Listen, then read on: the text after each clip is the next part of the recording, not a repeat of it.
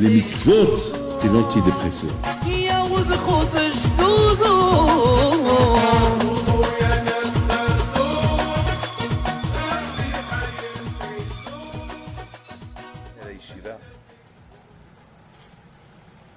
C'était devant des rabbanim émet. Par exemple, lorsque j'étais à Fublen, on voyait l'image de Rabbeinu Gershom Livman. En Angleterre, on voyait l'image de Rav Chaim Shmuel Lopian, Rav Shammai.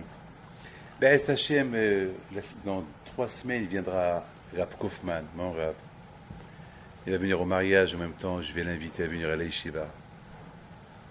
Il a 90 ans, vous allez le voir. Deux mots d'un tzaddik. Deux mots d'un Raf Bémet, Kulo Torah. Il vient pas, vous savez, il venait en France avant pour ramasser un peu d'argent, pour le coller, son collègue à lui à Manchester. Et j'ai vu que chaque fois qu'il venait en France, il avait du tsar, il souffrait pour le Bitul Torah. Moi, je connais, c'est un Rav. Le passé pour m'émigrer ça. Il ne s'est pas s'arrêter d'études. C'était même la havruta de Rab, le Dayan Rebivo. C'était son Rav, mais c'était aussi sa havruta. Chaque fois, Rab Kaufman à la Shalita, avant de faire une haboura, il fallait qu'il la fait avec le Dayan Rebivo. Alors, c'est cette semaine son Sahilou là. Alors que Dayan Rebivo, à l'époque, il avait peut-être 20 ans. Il était jeune. Il était un gaon. C'était un gaon. D'ailleurs, vous aussi, c'est quelqu'un que. Du mot de Torah. C'est une image de Torah, le Den Rebivo, la vache Bissim Rebivo. J'ai eu le sro d'étudier avec lui les soirs. Chaque jeudi soir, toute la nuit. Avec le Den Rebivo. Et j'ai eu le sro aussi d'étudier pendant un an et demi avec Rabbi Israël, Rabbi Raphaël Israël de Sarcella, la vache Shalom. Étudier avec lui, c'est un gros mot. Mais ça veut dire, c'était lui qui étudiait avec moi. Et je me rappelle, il avait fait Hazara de Issur Veheter. Donc, avant d'être Dayan, donc j'étais là. Et je me rappelle une fois, Rav Shammai, il m'a appelé au bureau, mon Rav, le Rosh Shiva. Il me dit, pourquoi tu sors le soir? Où tu vas le soir? Il a cru que je sortais le soir. Je lui ai dit, moi le soir je sors jamais. Il m'a dit, ah, shaker. Je lui ai dit, parce que moi j'ai cru qu'il voulait dire que je sortais. Je ne sors pas. Il m'a dit, shaker, mensonge. Il m'a dit, il a commencé à me donner des détails. Ah, ben, je vais chez Rabbi Raphaël, on étudie ensemble. Il l'a appelé, il l'a convoqué pour lui demander. Il lui a dit oui, chaque soir, on étudie de telle heure à telle heure. Voilà. Voilà l'ashgaha des rabbanim. C'est-à-dire, on était soupçonnés. Parce que pour ces rabbanim-là, il n'y a rien à faire dehors. Il faut, tu veux l'étudier, tu étudies. C'est des moments que jamais j'oublierai.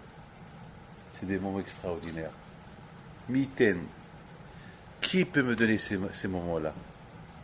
Retournez, je vous donne parole d'honneur. Je retourne. Je ne sais pas ce qui va se passer avec vous, c'est votre problème.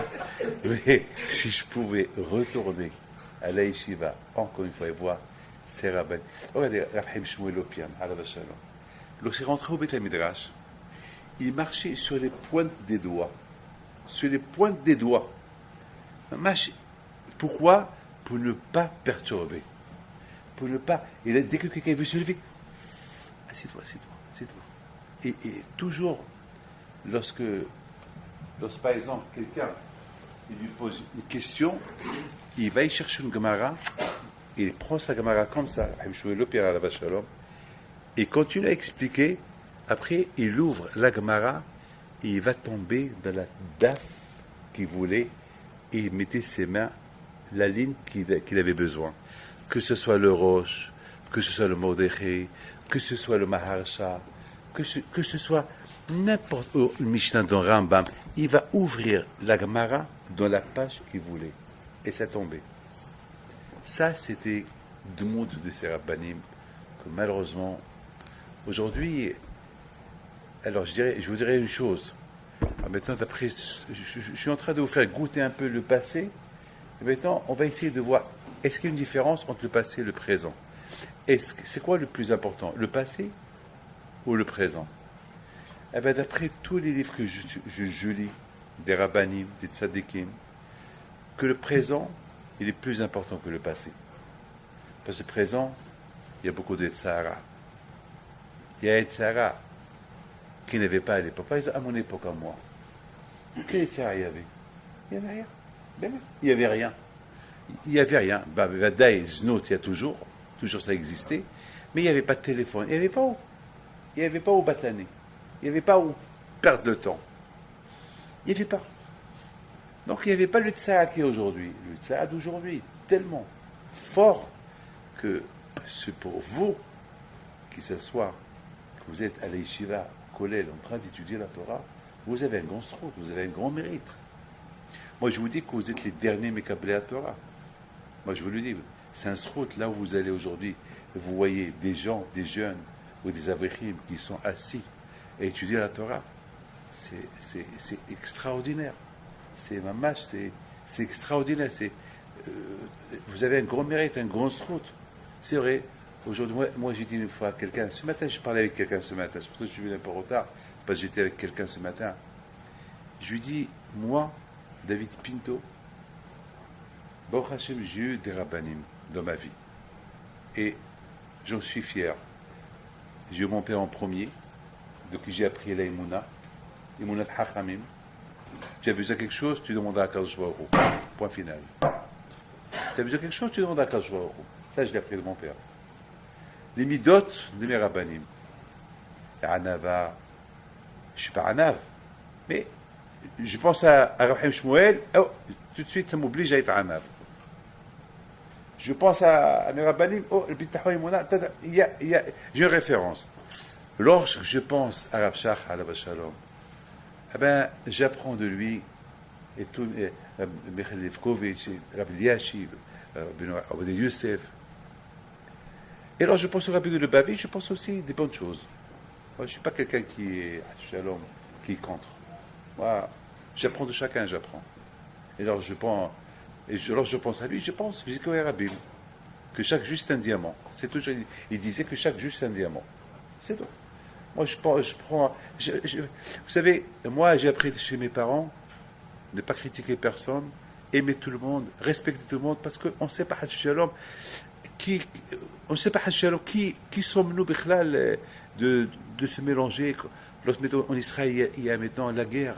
Il y a des guerres, des yeshivot, des guerres, des rabbanim. Qui sommes-nous, Bichlal, pour. Vous savez, j'ai rencontré quelqu'un, je lui donne la parole d'honneur. Il me dit, est-ce que tel Rav, il veut vous voir? Je lui dis d'accord. Et soudainement, je reçois un coup de téléphone de quelqu'un qui me dit, c'est vrai que vous allez voir tel Rav? Je lui dis, si Dieu veut, si je vais en Israël, je vais. Surtout, ne va pas là-bas. Voilà. Je lui dis, pourquoi pas? Non, il ne faut pas y aller là-bas. Je dis, moi, je ne te connais pas. Moi, je fais ce que je veux. Moi, je fais ce que je veux. Et je dis, quand tu as ton Rav, j'irai le voir lui aussi. Il m'a dit, c'est pas possible, les deux, ou celui-là ou celui-là. Je dis, non. Je lui dis, Moshe Aaron Bechoanav, ou Shmuel Bekorei Shemo. Il y avait, jamais Moshe Rabbeinu il a dit, n'allez pas voir Aaron, venez voir que moi. Jamais Aaron il a dit à Moshe, aux autres, n'allez-y pas. Non, je dis, moi je suis neutre, moi, je suis marocain, moi. Moi je ne suis pas ashkénaze, je ne suis pas hassid, je ne suis pas litaï, je ne suis rien du tout. Je suis un marocain, j'aime tout le monde. Ouais. Et je reste dans ma chita. Ma chita, elle est comme ça.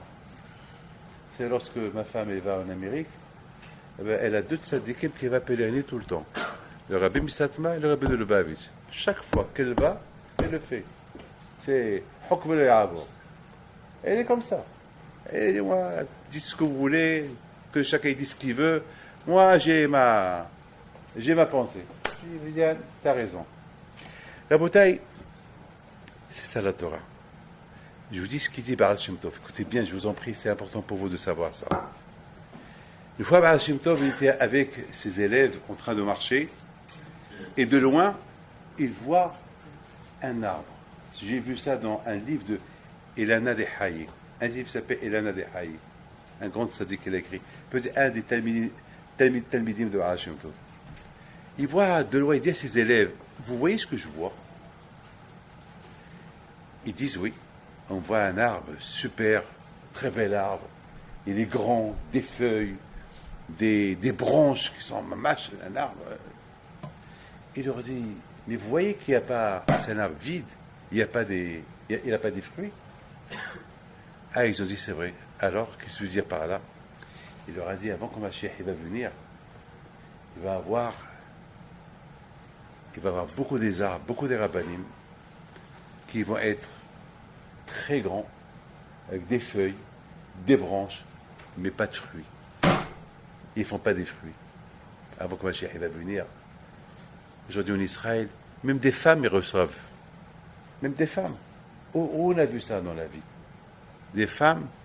Et aujourd'hui, malheureusement, il y a même des rabbins qui vont toucher les femmes, leurs mains pour voir le hati. Ils vont toucher c'est un chémichement. Qu'est-ce qui se passe aujourd'hui? Qu'est-ce qui se passe aujourd'hui? Il y a même des rabbins, malheureusement, qui ont une barbe et qui vont s'appeler rabbins. Ils vont même toucher les endroits intimes de la femme. Je vous dis, c'est ce qui se passe aujourd'hui. L'argent les a rendus fous. Avant que Mashiach va venir, c'est ce qui va se passer. Vous savez, la guerre que j'ai menée avec une famille, qu'ils apportent un rabbin ici à Paris, et que ce rabbin, il touche les femmes. Il a une barbe, il les touche. Vous savez, et j'ai fait une guerre. J'ai fait une guerre à cette famille. J'ai dit, maman, je crois que je lui ai fait peur pour qu'elle arrête de recevoir ce monsieur-là. Après, j'ai appelé le Beddin pour qu'ils font quelque chose. Malheureusement, c'est ce qu'il dit Baal Shem Tov. Avant que Mashiach va venir, c'est ce qui va se passer. Il va se passer chez Mishmor. Alors il dit Baal Shem Tov. Alors ils ont posé une question. Alors comment on va savoir tout le monde a une barbe, tout le monde a un chapeau, et tout le monde a un frame, et tout le monde a des péotes. Alors comment on va savoir entre le vrai qui fait des fruits et le faux qui n'a pas de fruits? Il leur a dit une phrase extraordinaire. Il dit, il faut faire attention, est-ce qu'il dit le Emet? Est-ce qu'il étudie la Torah? Est-ce qu'il n'y a pas de sheker dans sa bouche? S'il a du sheker, c'est qu'il est faux. Mais s'il est Emet, ce qu'il dit le fait, c'est qu'il est Emet, c'est qu'il est vrai. C'est un état extraordinaire. Aujourd'hui, je peux vous le dire. Il y a beaucoup des gens aujourd'hui, ils reçoivent les gens du matin au soir, et ils n'ouvrent même pas un livre de Gemara, même pas un livre de Moussa, rien du tout. Donc, Hachem Tov avait raison. Aujourd'hui, à Rabotai, si vous lisez Masechet Sota, avant que Mashiach va venir, Znout qu'il va avoir, il dit Hafetz Haïm. Je ne sais pas si c'est Hafetz Haïm qui dit ça ou qui. Il dit, j'ai lu ça dans un livre qui s'appelle Derech Hadasha, un livre de Moussa. Il dit que à l'époque, c'était tellement, imaginez une femme qui n'est pas tsniout. Une femme qui n'est pas tsniout, c'est... Vous savez comment on faisait une femme à l'époque? Une femme qu'on a un doute si elle a trompé son mari ou pas, on lui enlève le foulard. Pour elle, c'est enlever le foulard d'une femme mariée, pour elle, c'est terrible. On peut pas. La femme elle-même, elle ne pouvait pas imaginer qu'elle va marcher la tête nue, ou bien Shalom, qu'on va lui découvrir un peu ses vêtements. C'est rien. À l'époque, on ne pouvait même pas imaginer. Une femme qui ne s'habille pas de snéo, une femme avec des mini-jupes courts, on ne pouvait pas imaginer ça à l'époque. Aujourd'hui, malheureusement, c'est une femme qui est tsnéout, elle n'est pas normale. Elle n'est pas normale, parce qu'elle est tsnéout. Vous savez, la semaine dernière, j'ai fait une guerre, la semaine dernière, avec des parents, que leur fille, elle va se marier cette semaine, et les parents, ils ont fait la guerre parce que elle va s'habiller de tsnéout. Ils veulent une robe, parce qu'on est en plein été, ils veulent une robe de mariée, mamache, pour ça. Elle a dit, je ne veux pas. Je ne veux pas. Maintenant, le deuxième problème, c'est encore plus grand, plus grave. La fille et le hatan, ils veulent le mechitza, ils veulent des dents séparées, et les parents, ils ne veulent pas. Alors, elle dit à sa mère, attends, vous, papa, maman, vous ne donnez rien, sinon qu'on paye tout, et on paye tout, sinon qu'on va se marier, c'est pas... Respectez-nous. C'est que moi, j'ai intervenu, je leur ai dit carrément, Ben, vous ne voulez pas venir, ne venez pas. Comme ça. Vous ne voulez pas venir, ne venez pas. C'est leur mariage. Il faut respecter leur volonté. C'est leur mariage, c'est leur argent. Ils veulent faire faut vous dire, voilà dans quelle époque, voilà dans quel monde on vit. La bouteille, tout cela, c'est pour vous dire dans quel monde on vit aujourd'hui. Mais je voudrais simplement vous calmer et vous donner une petite nehama, une petite consolation qui dit Hafetz Haïm. Écoutez bien ça. Une fois, Rav Simcha Wasserman, le fils de Rav Elhana Wasserman, ils étaient chez Hafetz Haïm pour Kippour. Et avant de quitter la maison, après Kippour, ils sont partis. Et Hafetz Haïm, ils appellent. Venez, venez, venez. Il leur a dit, vous savez, que lorsque Mashiach il va venir, il va oublier personne. Même les juifs qui sont lointains, il va penser à eux. C'est-à-dire, il y a une vie là pour tout le monde. C'est pour ce qu'il dit Hafetz Haïm. Mais jusqu'à là-bas, c'est pas facile. Ah, maintenant, j'ai une question à vous poser. Comment vous tous, vous avez compris cette paracha de cette semaine des Meraglim, ces espions qui sont partis espionner Israël. Et ils sont partis, ils sont retournés avec beaucoup d'achonara. Qu'est-ce qu'ils avaient dans leur tête?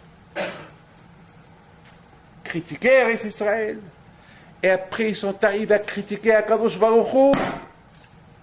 Mettez ça dans la tête. On commence à critiquer, on finit par critiquer le plus grand. Même un petit. Qu'est-ce qui s'est passé?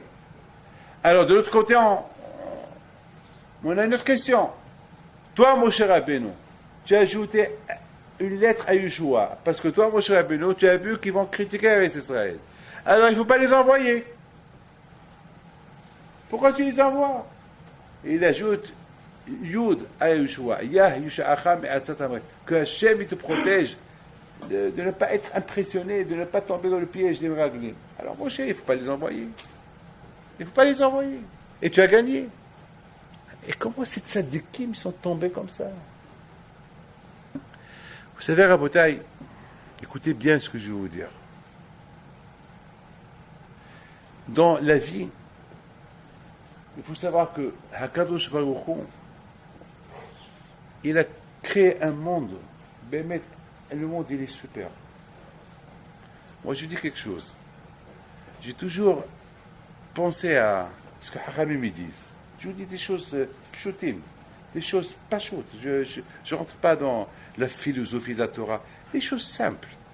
Parce que grâce aux choses simples, on ouvre un peu la tête, parce qu'on se croit, on connaît tout. Et parfois, il faut savoir, et mitbatel. Quelqu'un raboté qui croit qu'il connaît tout, il ne connaît rien du tout. C'est celui qui dit je ne connais rien, c'est lui qui connaît. Moshe Rabbeinu dit, si vous faites les choses que vous faites tout le temps, c'est ça la vraie joie. C'est beaucoup des fois, lorsqu'on a l'habitude de faire quelque chose, on l'a fait tellement tout le temps, jusqu'à qu'on l'a fait, machinalement, on l'a fait. Il n'y a pas de simha, on l'a fait. Justement, ces petites choses-là que tu fais tout le temps, comme cette kippa qui est tout le temps dans ta tête. Vous savez que je vous dis quelque chose. Moi, jamais j'oublie cette fameuse histoire de ce tzaddik-là. Une fois, il y avait une brit mila d'un grand tzaddik, de son fils. Il y avait un grand tzaddik qui est venu pour la brit mila. Alors, on lui a donné à être sandak. Maintenant, voilà, on a deux tzaddikim devant nous. Et voilà, le père du bébé, il dit, à l'invité d'honneur, tu sais, mon fils, qu'on vient de faire la brit mila, c'est un grand tzaddik. Le Rav, il le regarde. Il dit, ah bon? C'est un grand tzaddik. Ah bon? Et comment? Il dit, viens, je vais te montrer. Viens, je vais te montrer. Alors, il le prend dans la chambre. Et le bébé, dans son petit berceau, il dort. Il y avait toujours une petite kippa sur la tête. Et qu'est-ce qu'il fait le père du bébé? Il met ses mains dans la mezouza. Il cache la mezouza. En cachant la mezouza, on voit le bébé qui bouge. Le bébé qui bouge. Alors, le père, il enlève ses mains. et remet encore ses mains. Et il dit à l'invité d'honneur, regarde ce qui va se passer maintenant. Qu'est-ce qu'il voit? Il voit encore le bébé qui bouge. Alors il dit maintenant à l'invité d'honneur, le tzaddik, il dit, mais toi tu vas voir ce qui va se passer. Il laisse ses mains encore sur la mezouza. Le bébé qui bouge, il bouge, il bouge, il se réveille, il ouvre ses yeux, commence à pleurer. Alors maintenant l'invité d'honneur, il dit au père du bébé, vocês disent, on est dit, qu'est-ce que c'est ça? Il dit, mon fils, c'est un tzaddik. Ils sont déjà à Kadosh Baruch Hu. Je cache la mezouza, ça le dérange. Ils ne sont pas à Kadosh Baruch Hu. Ils respirent avec Kadosh Baruch Hu. Voilà. Est-ce que nous, on est arrivé à ça, non? Un bébé qui sent... Pourquoi? Parce que Vadaï, que l'Idato est avec Kedusha, sa naissance est avec Kedusha, c'est pas... Déjà, Betoratra, Betormerai, il est né avec... déjà, on sent à Kadosh Baruch Hu. C'est bien. Sentir à Kadosh Baruch Hu, c'est pas une chose qui est simple. Je vous en prie, vous allez écouter ce que j'ai réfléchi tout à l'heure, avant de venir chez vous. Il y a un Zohar qui dit comme ça. Il y a un Zohar qui dit que les Meraglim, ils avaient un problème. Parce que maintenant, ils sont ici. Maintenant, chacun, il a un titre. Chacun, c'est le chef d'attrée. Raché Bni Israël Hema. Kulam Anashim. Tous tzadikim. Raché Bni Israël Hema. Raché, il dit Kulam Anashim. Lorsqu'ils sont partis, ils étaient Anashim, tzadikim. Raché Bni Israël. Alors, qu'est-ce qui s'est passé? Qu'est-ce qui s'est passé? Rabotai, ce qui s'est passé, il dit, le Zohar Kadosh, ils ont commencé à parler. Qu'est-ce qui va se passer? On va rentrer en Israël. Il va y avoir un vote. Qui va être le président? Qui va être le roi? Et nous, qu'est-ce qu'on va devenir? Et toi, Caleb? Et toi, Yeshua? Et toi? Qu'est-ce que vous allez devenir? Là, on est Raché Bni Israël. Là, on est les pères. On a un titre. Mais après, quel titre on va avoir?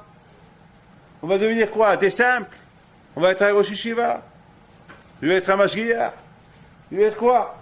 Alors, comme étant, je suis Rosh. Je suis à la tête de la tribu. Et en plus, j'ai été choisi par Hachem. Alpé Hachem, ils ont été choisis. J'explique un peu le Zohar. Donc, ça les a un peu dérangés.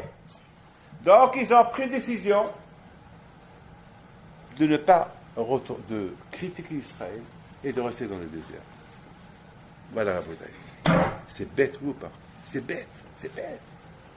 Alors, vous allez rester où? Vous allez devenir quoi dans le désert? Matas au Bamidbar. Quoi? Vous allez rester raché. Tu vas être un roi dans le désert. Et alors? Vous n'allez pas avoir main dans le désert, dans une tente. Avoir une maison. Avoir un peu de vie. Un peu voir des... Je sais pas moi, vous allez faire quoi dans le désert? Vous avez beaucoup des fois, il y a des gens que l'Estachim, ils vont tout perdre pour un kavod, pour un peu de kavod. Combien vous allez rester vivant? Et Azma, qu'est-ce qu'il y a? Un peu de plaisir, pour un plaisir, tu veux vendre ton monde pour un peu de plaisir. Tu vas gagner quoi après? Et après, Rabotai, qu'est-ce qui s'est passé? Après, Rabotai, je commence à pleurer. Après, ils veulent même retourner en Égypte.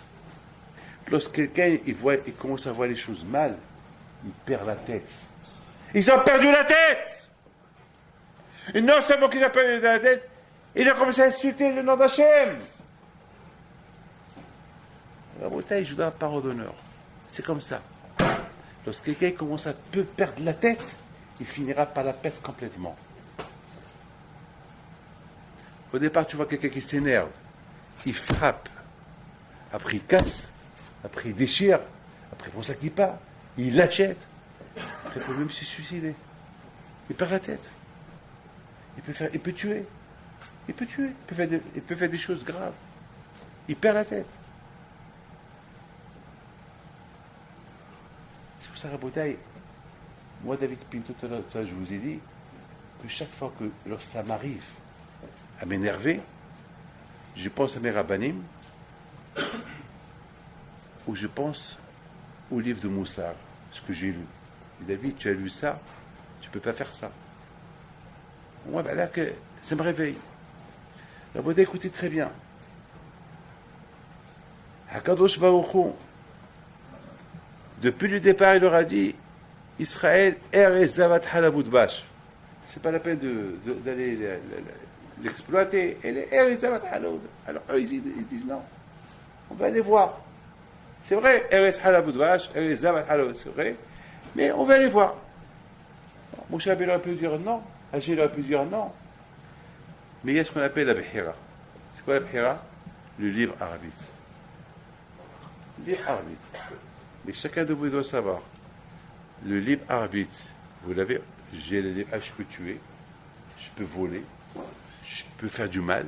C'est mon libre arbitre. C'est à moi de décider, je tue ou je ne tue pas. C'est à moi de décider, je fais ou je ne fais pas. Il y a ce qu'on appelle le libre arbitre. Et Baruch Hashem, il y a la Torah. La Torah, elle t'aide à bien prendre ton libre arbitre. Parce qu'il y a le tov, il y a le rare. Il y a le mauvais et il y a le bon. Donc il faut au moins, tu veux faire ton libre arbitre, fais-le. Mais réfléchis, fais-le bien. Ne le fais pas comme ta tête élevée, parce que après tu vas regretter. On regrette, après tu vas. Alors Hachem, il ne faut pas que tu regrettes. Ne regrette pas. Alors, réfléchis bien. Bon, Hachem, c'est ça les livres de Moussa, ça nous aide à ce qu'on a un bon libre arbitre, qu'on n'a pas un libre arbitre qui est faux. Vous savez, Rabotai, écoutez bien ce que je vais vous dire. J'étais un peu fatigué cette semaine. Alors, je devais faire les analyses. Alors, il y a un médecin qui me dit, Rabbi David, cette analyse-là, elle va être fausse. Je dis pourquoi? Parce que tu prends des médicaments, et ces médicaments-là, ça va rendre tes analyses fausses. Qu'est-ce qu'il faut faire? Il dit, tu attends un jour, et tu les fais. Pourquoi ça veut dire que voilà, d'un côté, les analyses, mais ils peuvent être fausses. Alors que les analyses, a priori, ils passent à l'abattoir, ils ne sont pas fausses. Ils peuvent devenir fausses. Même la vue, comment la personne, elle peut voir, elle peut mal voir. Quand on parle de la semaine prochaine de Korah, il a mal vu. Il a vu que Shmuel, un Nabi, est sorti de lui. Alors il a dit, si moi, mon petit-fils va être comme Moshe Aaron, c'est que moi, je suis plus fort que Moshe Aaron. Non? Toi, c'est toi, ton petit-fils, c'est ton petit-fils. Il ne faut pas te tromper. Donc, après, Kadosh Baruch Hu, il dit, oh, bien, si vous voulez voir, c'est vrai, vous avez raison, il y a le libre arbitre, c'est vrai, allez-y. Mais, faites attention. Moi, je vous conseille, c'est pas la peine. Non, on veut. Allez-y. C'est votre libre arbitre, allez-y. Boutaï, je vous en prie, j'ai 10 minutes, je termine. Mais je veux que chacun de vous écoute cette Nikuda. Nikuda extraordinaire. Le mot Gava, c'est les gamatarias de quoi? C'est le chiffre 15. Le chiffre 15, c'est un des noms d'Hachem. Yak, Yudke. Ça veut dire que Akadosh Moshe Rabbeinu a dit à Yoshua, Ya Yushacha Me'atzat HaMeragelim. C'est quoi Ya Yushacha? Que Hachem te protège de la Gava. Parce que tout le inyan de ceux qui veulent aller visiter Israël, ils ont de leur tête resté des Nissiim, resté à la tête de chaque tribu. C'est de la Gava. Ils cherchent que la Gava. Il n'y a rien de l'Ishem Shamaïm. Parce que le vrai l'Ishem Shamaïm, là, Hachem, il a dit, la terre, elle est bonne. Crois à Kadosh Baruch Hu. Le fait qu'eux-mêmes, ils veulent aller voir, c'est qu'ils ont quelque chose dans la tête. Mais Moshe Rabbeinu n'a pas le droit de dire ça à personne. Parce que lorsque quelqu'un pense une bonne pensée, elle est considérée comme faite. Mais quelqu'un, Mahshavara'a, il n'aime pas s'arrêter de marasser. Alors, c'est pour ça, c'est écrit Kulam Anashim, ils sont tous tzadikim, Rashi Bnei Israël, ils sont partis de tzadikim. Mais ils étaient Rechaim. Puis la Torah, il dit, Mekish Halechatam Leviatam. Quand ils sont venus Rechaim, ils sont partis Rechaim. Comment ils sont partis Rechaim? Mais la Torah, il dit, Kulam Anashim, ils sont partis de tzadikim. Comment tu me dis, ils sont Rechaim? Ouais. Ils sont partis de tzadikim. Toi, tu crois qu'ils sont tzadikim. Mais dans leur pensée, c'était plein de richesses. Mais mon cher Rabbeinu ne peut pas le dire. Il n'a pas le droit. On n'a pas le droit de juger quelqu'un sur sa pensée. C'est comme ça. On n'a pas le droit de juger quelqu'un sur sa pensée. Ils sont partis avec le gars avant. Ils sont partis avec une idée. On va rester des missiles. On va les critiquer. Alors, Rabotaï, de l'autre côté, écoutez, de l'autre côté, il y a un problème. Alors, j'étais en Israël, Tel Aviv. Il y a un Admour qui m'a dit, c'est le petit-fils de Kotsk. C'est le Admour de Kotsk. Il est décédé l'année dernière. Il m'avait dit il y a quelque temps à Tel Aviv que Kenaan, c'est du verbe Hachna'a. Pourquoi il s'appelle Kenaan? C'est du verbe Hachna'a. Hachna'a, ça veut dire Adam Yichna'a, se soumettre. Hachna'a. C'est le contraire de la Gava. Hachna'a. Ani Yichna'a. Veyichna'a melifnei Hashem. Il faut être Yichna'a. Alors j'ai commencé à réfléchir. Pourquoi Ma Kesher, Kenaan et Hachna'a, c'est quoi? Et j'ai réfléchi. Mais écoutez bien. Eretz Israël, à chaque centimètre, il y a là-bas un Kadosh Baruch. Il n'y a pas un endroit vide. Il y avait une fois un monsieur qui était pauvre. Il a écouté le rabbin parler. La Kedusha de Eretz Israël, c'est la richesse. Chaque pierre, c'est une pierre précieuse. Ce Hanila, il entend, c'est un russe, il habite en Russie. Il entend que chaque pierre, c'est une pierre précieuse. Il a dit à sa femme, Kappara Alik, je vais voyager en Israël et on va devenir riche. Le Rav, il a dit que chaque pierre, c'est une pierre précieuse. Et nous aussi, on est en train de vivre dans la misère. Mais tu n'as pas d'argent, on va vendre tout ce qu'on a. Je vais partir, ça va être dur pour arriver et pour retourner, mais si Dieu veut, je vis avec plein de pierres précieuses. On devait devenir riche. Il est parti. Il arrive, on est à Israël. Il arrive à Yafo. La première chose qu'il cherche, il y a des pierres. Partout, il y a des horbot. Partout, il y a des maisons détruites. Il n'y a que de vous savez qu'Israël a été construit pendant ces derniers 50 ans. Mais c'était vide vers Israël. Toutes ces villes que vous voyez en Israël, ils sont neufs. Hein. Qu'est-ce qu'il y a? Horban, Shemishmor. Ouais, non, il n'y avait rien. Des horbots. Tout partout, c'était détruit. Le pauvre Kakela a travaillé pendant 2, 3, 4 ans. Et il retourne avec un échantillon d'une pierre vers Israël. Il dit, la première chose que je vais aller casser la tête de ce rabbin-là.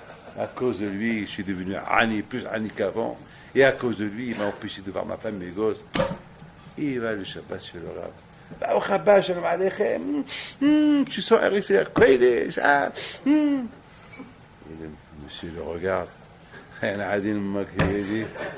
dit, toi, il dit, à cause de toi, tu as dit que chaque pierre, c'est une pierre précieuse. Et à cause de toi, je suis plus Ani qu'avant. J'ai parlé de la Gdusha de Eretz Israël. Chaque pierre, c'est une pierre précieuse. Moi, je parle de la Gdusha, je ne parle pas des pierres, des diamants. Tu as mal compris. Parce que si vraiment c'est des diamants, tout le monde serait parti là-bas déjà. Il me dit, mais toi tu es fou. Tu as compris le contraire. Eretz Israël, à chaque endroit, il y a un Kadosh Baruch Hu. Eine Hashem el haaretz hazot. Merishit Hashana ve'ad sof Hashana. Les yeux d'Hachem sont braqués sur Eretz Israël est tout le temps kadosh, est tout le temps protégé, est tout le temps sainte. Donc, Rabotai, c'est pour ça que ça s'appelle Kenaan. Puisque Hachem il est là-bas, il faut être nichna. Il faut sentir à Kadosh Baruch Hu à chaque endroit en Eretz Israël. Il y a Hachem dans chaque centimètre. Dans chaque centimètre, il y a une Kedusha de Kadosh Baruch Hu. Rabotai, a priori, si je vous dis, les miraglim, lorsqu'ils sont partis en Israël, ils devaient sentir Hachem partout. Mais non. Ils voyaient que qui gadol hu mimenu. Moi je dis ça sur eux. Et ils se voyaient que eux. Ils voyaient que leur intérêt, leur ta'anou. On veut rester des princes. Rachem Israël. Oublions Akadosh Baruch. C'est la raison pourquoi Akadosh Moshe Rabbeinu il a appelé Yeshua Ya Yushacha. que tu ne tombes pas dans la gava, que là-bas tu sentiras toujours la présence de la Kadosh Baruch Hu en Eretz Israël. Caleb Elifoné, il est parti à Me'arat HaMachpelah prier pour ne pas qu'il tombe dans le piège. Pourquoi Me'arat HaMachpelah? Parce que Me'arat HaMachpelah, Abraham Avinu Alav Shalom, il a fait le tour de Eretz Israël. Et il y a un Midrash qui dit, pourquoi il est parti tourner. Il a dit, pour faire chaque pas une mitzvah, pour que chaque fois qu'il fait un pas, c'est une mitzvah qu'il fait. Les harbot, pour chaque pas que tu fais en Israël, j'ai vu dans un livre, de Hazal, tu fais une mitzvah. Donc, Caleb Véléphoné, il a dit, à votre, priez pour moi que chaque pas que je fais, je le fais, l'Ishem Kiyom Mitzvah, et que je sens Hakadosh Baruch Hu, de chaque endroit où je vais. Et je ne tombe pas dans la Hetza, même dans la pensée. Il faut là que je pense, peut-être qu'ils ont raison. Non. Regardez, Rabotai, comment ils étaient intelligents, les Meraglim. Ces espions, lorsqu'ils sont venus. Moi, je vous pose une question à vous tous. Pourquoi ils ont apporté des fruits? Il ne fallait pas Bechlal. Vous avez une idée de parler du mal, n'apportez pas des fruits. Vous dites, ah, qu'ils ont voulu dire, Mishunot Hem. C'est, regardez, même les fruits ne sont pas normaux. Même les fruits, alors, nous, attends, ça ne veut rien dire. Permettez, entre vous et moi, quel achanara, le contraire, quel raisin, les grenades. Le contraire, les gens, ils vont être non. Eux, ils avaient une autre pensée. Ils ont voulu changer le bonheur de Eretz Israël avec de la chanara. Mishonot, regarde, ils sont différents des raisins normales. Regarde ces grenades, ils sont différentes. Eretz Israël n'est pas. Même les gens qui habitent là-bas, ils ne sont pas normaux. Rien de normal. Mais il y a Kadosh Baruch. Alors Kadosh aussi, il n'est pas normal. Parce qu'Hachem, on le sent de partout. Voilà où ils allaient arriver. Tout ça pourquoi? Gava. Maintenant, on termine. C'est quoi la racine de la Gava? C'est quoi la racine? Maintenant, on est en train de critiquer ces gens-là, oui ou pas? On est en train de dire, ils sont pas al Gava, ils étaient en Eretz Israël, ils n'ont pas sauté à Israël. C'est un marque que nous, on est super. Hein. Maintenant, on est en train de parler sur les tzadikim. Kulam Anashim. Et on est en train de tomber sur eux. Bam, bam, bam, bam. Les faisant un peu Heshvon Hanefesh sur nous. On est dans un Beth Midrash. On est devant une Gemara. Le Gemara, c'est la Torah Hashem. Torah Hashem, Timim, Torah. On est devant Torah Hashem. C'est que chaque lettre, c'est Hashem. Est-ce que. Et lorsqu'on discute avec quelqu'un. Alors, tu as compris cette faute? Ben oui. Alors, dis-moi comment tu as compris. Je pense que Tosfot, tu veux dire comme ça et comme ça. Tu as mal compris, c'est pas ça. Tu es Ahmar. C'est pas comme ça. Tu m'excuses, tu es Ahmar. Tu m'excuses, hein. Voilà. Beaucoup de fois, je dis, mais là, c'est pas comme ça. T'as pas compris. Je parle. Lui, il a lu le Tosfot. Il a compris comme Hachim il a voulu qu'il le comprend. Et c'est la Torah. Elle est des vrais Elohim Hayim que tu comprends. Et lui, il n'a pas compris. Sa Torah, c'est des vrais Elohim Hayim. Parce qu'il veut comprendre. C'est pas la peine de lui dire Ahmar. C'est pas la peine de l'insulter. C'est pas la peine de lui dire que tu n'as pas compris. Non, tu n'as pas le droit. C'est la Torah, toi, Hachem.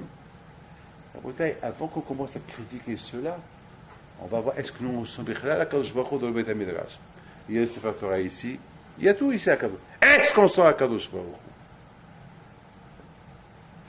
Tout le problème de Nimraglim, ils n'ont pas senti à Kadosh Baruch Hu en Israël. Il y a Kadosh à chaque seconde, à chaque endroit. C'est ce que lui a dit Moshe à Yeshua. Ya Yesha'acha, que la Ga'ava des Miraglim, tu ne sois pas influencé de l'orgueil des Miraglim. Écoutez-moi, hein. Kenaan, tout à l'heure j'ai pensé, le mot Kenaan, c'est le Gematria Adam Ga'ava. Non. Oui, peut-être. Je l'ai lu, je l'ai écrit. C'est ça. Kenaan, c'est le Gematria de Adam Hachna. C'est beau, hein? Même dans le nom Kenaan, il y a une Gematria. Adam, L'homme, hachna'a, ça veut dire il faut être nichna. Nichna, ça veut dire il faut se soumettre au Baal Habayit qui s'appelle Akadosh Baruch. Et c'est ça, il appartient à Akadosh Baruch. Et aussi Adam, c'est le gematria du nom d'Hachem. Yudke Vavke Bimilo Yalfin. Un des noms d'Hachem. Yudke Vavke Bimilo Yalfin. C'est le gematria. Ça veut dire que Hachem, il est en Eretz Israël, qui s'appelle Kenaan. Et cela, Rabotai, au lieu d'aller faire la tour et Haaretz, tour c'est du verbe touriste. Au lieu d'aller faire du tourisme pour critiquer, va chercher Hachem, fais du tourisme pour trouver Hachem à chaque endroit. Les mitzvot qu'on est obligé de faire en Eretz Israël. Voilà. Rabotai, Hachem n'a pas empêché les Meraglim de ne pas partir en Israël parce que il faut être fou pour critiquer Eretz Israël. Parce que Hachem, il réside en Eretz Israël. Alors, s'il s'en fout, alors c'est mieux qu'il soit puni. Qu'il parte et qu'il critique, on les punit. Point final. Si déjà, il faut être fou. C'est que quand quelqu'un, tu lui donnes des diamants, tu lui donnes de l'argent, il faut être fou pour brûler ces diamants. Il faut être fou pour brûler cet argent. Et qu'est-ce qu'il fait ce quelqu'un-là? Il les déchire. Il prend l'argent, le diamant, il les jette dans un four de feu. Il faut être fou.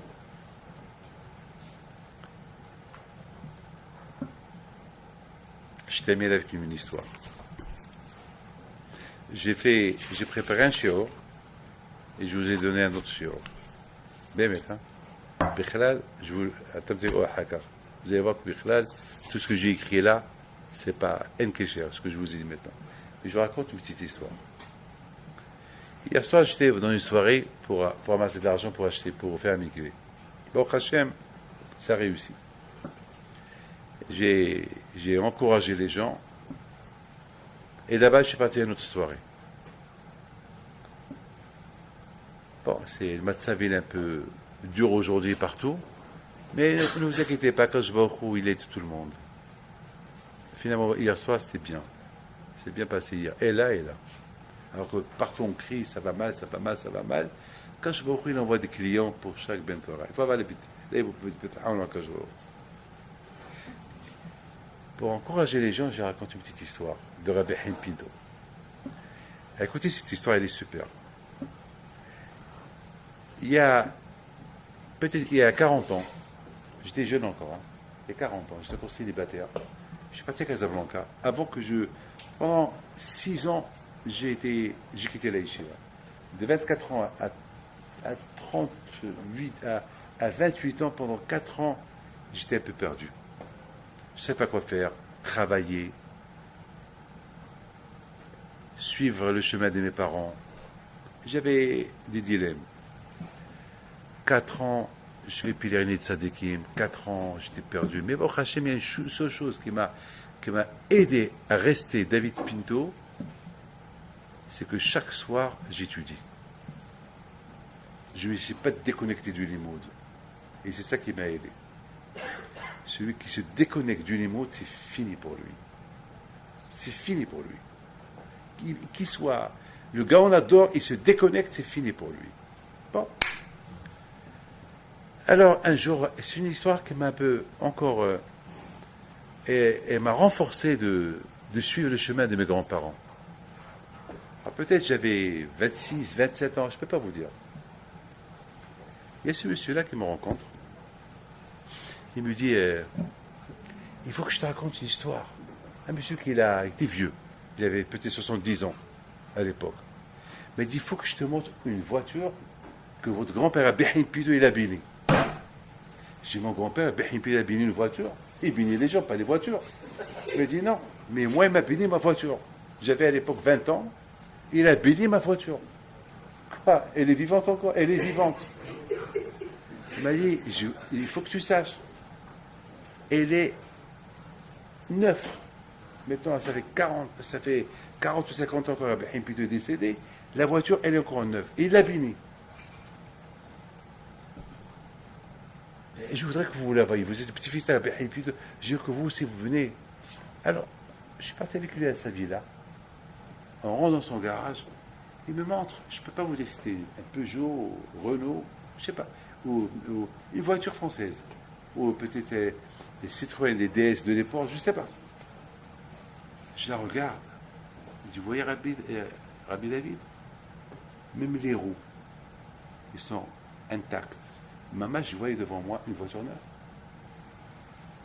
J'ai dit, expliquez-moi comment il a vu. Il m'a dit un jour, il m'a dit, sachez que je m'appelle M. Lévy, et mon père nous a hérité un grand héritage. On était bon, toujours riche, toujours on avait de l'argent. Une fois, j'avais 20 ans, mon père m'a offert une voiture, c'est là. Et j'allais au travail. Voilà, je vois votre grand-père Abéhin Pinto avec son chamache qui attendait quelqu'un qui s'arrête pour l'accompagner quelque part. Je voulais me faire un plaisir de l'accompagner, votre grand-père, dans la voiture. Et je m'arrête, et je sors, et je lui embrasse les mains, et je dis, Rabbi, si vous voulez partir quelque part. Oui, je vais aller d'Abraham. Alors je vous accompagne, si ça ne vous dérange pas. Et alors, il parlait en arabe, hein. Plutôt, il parlait en arabe, c'est pas en français. Alors, ils rentrent avec la voiture, et lorsqu'ils arrivent, Abéhi plutôt lui dit, Mjouej, vous êtes marié? Ya Hacham, et j'ai des enfants. À l'époque, les gens se mariaient jeunes. Vous savez que ma grand-mère, la mère de ma mère, elle s'est mariée à l'âge de 12 ans.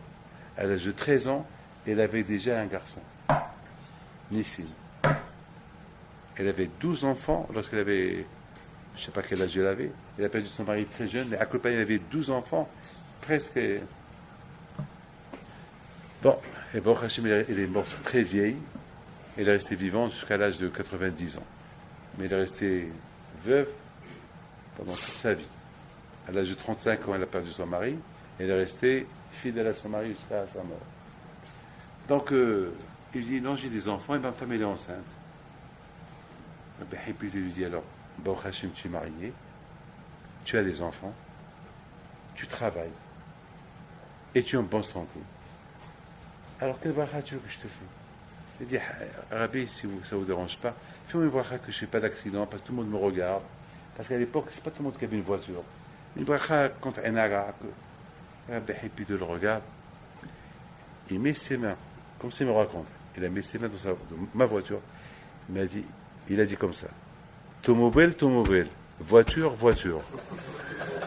Voilà. C'est ça, il s'indiquait. Tomobile, voiture, voiture. Jamais tu tombes en panne. Jamais aucun pneu va crever. Et tu seras toujours en bon sens. Tu ne vas jamais tousser. Tu n'auras pas de problème de voilà. Il a fait le bracha comme ça. Il m'a dit, maman, je suis bracha. Il m'a dit, Monsieur Lévy, Rabbi David, voilà, la voiture, elle est toujours neuve. C'est la Emouna. Une voiture, tu la gardes 2 ans, 3 ans, 4 ans, et vieillit, tu la jettes. C'est là, déjà, elle avait 40 ans, 50 ans, planche des vues, et elle est encore neuve. C'est ça, Emouna Hachamim. C'est comme ça, la bouteille. Les gens, à l'époque, ils ont grandi. Mais aujourd'hui, mes amis, Emouna Hachamim, c'est pas assez. Il faut l'étude de la Torah. Il faut beaucoup étudier la Torah. Il faut beaucoup. Il faut les deux à la fois. Et Emouna Hachamim, c'est une chose. L'étude de la Torah, c'est une autre chose. Parce qu'aujourd'hui, mes amis, il y a beaucoup de Tzara. Je donne la parole. Il y a beaucoup de Tzara. Surtout pour vous. Il y a beaucoup de Tzara. Vous savez, hier, malheureusement, il n'y avait pas beaucoup de Tsniaot hier. Ils ont fait un maximum pour que ce soit Tsniaot hier soir. Ils ont fait un match au maximum. Ils ont fait chacun l'équipe. Mais parfois, il y avait ceux qui n'écoutent pas. Et c'était pas. Mais lorsque j'ai parlé sur le mikvé, et j'ai dit que le mikvé, c'est pas que le mikvé. Le mikvé, c'est aussi tsniaot. C'est pareil que se tromper dans le mikvé et ne pas être tsniaot. Il y a beaucoup de femmes qui ne sont pas tsniaot bichlal, ils vont au mikvé, ils n'ont rien fait. Chez Mishmor, c'est pas ça. Le mikvé, c'est tsniaot. Regardez, une fois, ils ont demandé, Rabbi Vologine, mais comment la mère du Gaon, elle a eu un garçon comme le Gaon Vilna? Comment? Qu'est-ce qu'il leur a dit, Rabbi Vologine? La mère du Gaon, même lorsque elle se douchait ou elle se lavait, sa tête était couverte. Et lorsqu'elle allait au mikvé, jusqu'à qu'elle rentrait dans l'eau, c'est là que Et on lui a enlevé le... Ça veut dire que... Et on a enlevé le foulard de sa tête. C'est comme ça qu'elle a eu le Gaon Bibilna. Combien, mes amis, il faut se renforcer dans la Tziot, dans la Torah Kedusha, dans la Gahava. Il faut sentir que vous êtes à l'intérieur, dans le Tchoum. C'est quoi le Tchoum? Dans le domaine de la Kadosh Baruch Hu. La Torah, c'est le domaine, Torah d'Hachem. Comme on est Israël, on est dans le domaine d'Hachem, on est Israël, comme ça, lorsqu'on étudie la Torah, on doit se sentir qu'on est dans le domaine de la Kadosh Baruch Hu. Sentir la Kadosh Baruch Hu. Donc, mais vous comprenez très bien pourquoi les élèves de Rabbi Akiva ils sont morts. Le Nahagu Kavod Zébézé. Zébézé Gemataria 26. Voilà. Zébézé Gemataria 26. 26, c'est le nom d'Hachem. Parce qu'ils étudient la Torah. Lorsqu'on étudie la Torah, il faut sentir le domaine d'Hachem. Tu es dans le domaine. Alors, lorsque tu fais pas de kavod à ton ami, comme si tu fais pas kavod à Kadosh Baruch Hu. Comment? Tu es dans le Beit HaMidrash et tu fais pas kavod à ton ami. Alors, tu fais pas kavod à Kadosh Baruch Hu. Yah Yusha'acha Me'atzat HaMeraglim. Et le plus grand meragel aujourd'hui, c'est le Tzahara. Le Tzahara, c'est le plus grand. Que Hachem nous protège de ce meragel, il vient nous espionner qu'est-ce qu'on fait, qu'est-ce qu'on a prié, qu'est-ce qu'on a étudié, pour nous faire tomber. Le plus grand Sahara, c'est... Alors pour combattre ce Sahara qui s'appelle meragel, qui s'appelle l'espion, il faut la anava, il faut la khna'a. Il faut s'annuler devant la Torah. Mes amis, que Hachem vous protège, que vous soyez zorés à recevoir la Torah, et que Hachem vous donne le bracha de Sahara. Et je voudrais à vous tous que vous venez chez moi, que je fais le bracha. Venez tous, tout le monde. Que Hachem vous donne le bracha de Sahara.